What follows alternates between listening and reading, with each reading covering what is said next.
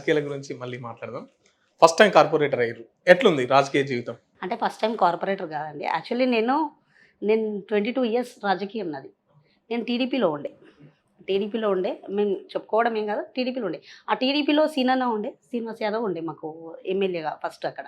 అయితే మేము first of all నేను nurse, staff nurse. Okay. Healing touch హాస్పిటల్‌లో నర్స్ జాబ్ చేసిన నేను. జాబ్ చేస్తే మా హస్బెండ్‌కి గవర్నమెంట్ ఎంప్లాయీ జాబ్ వచ్చింది రైల్వేలో.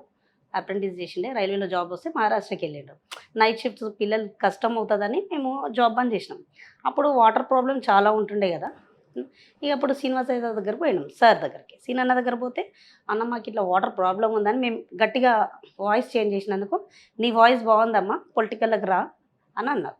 సరే అని రాజకీయమే కదా అని ఇగ తిరిగినాం చేసినాం. మళ్ళా మాకు సీనన్న సనత్ నగర్‌కెళ్ళిపోయిండు. పద్మారావు అన్న ఇటొచ్చిండే. ఇక నేను టీడీపీలోనే ఉండే. ఇక మాకు టీడీపీ మొత్తం ఇక్కడ లేకుండా పోయింది కాబట్టికి మేము బీఆర్ఎస్‌లోకి వచ్చినాం. పద్మారావు అన్న చేసే మంచి పనులు, ప్రజలకిచ్చే ఒక రెస్పెక్ట్, ఒక గౌరవం ఏందంటే ఇప్పటికి కూడా గెలిసి అన్న ఒక్కసారి కూడా మినిస్టర్ ఎక్కడనో పోయి జూబ్లీ హిల్స్‌లో, బంజారా హిల్స్‌లో లేడు. అన్న అదే అక్కడనే ఉన్నాడు. ఎందుకంటే ఇప్పటికి కూడా అదే సికింద్రాబాద్, అదే మోండా మార్కెట్‌లోనే ఉన్నాడు.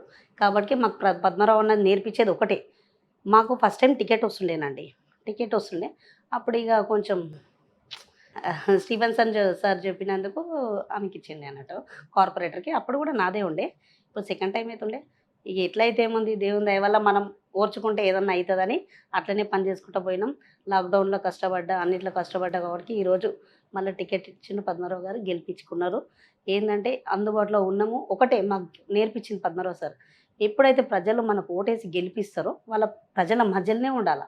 వాళ్ళు అడిగేటి చిన్న చిన్న సమస్యలు. వాళ్ళు చెప్పినవి కూడా మనం చేయకపోతే మనం కార్పొరేటర్ అయ్యేందుకు అని అన్నారు. మాకు అవే నేర్పించిర్రు. మేము అట్లనే ఉంటాం. ఓకే.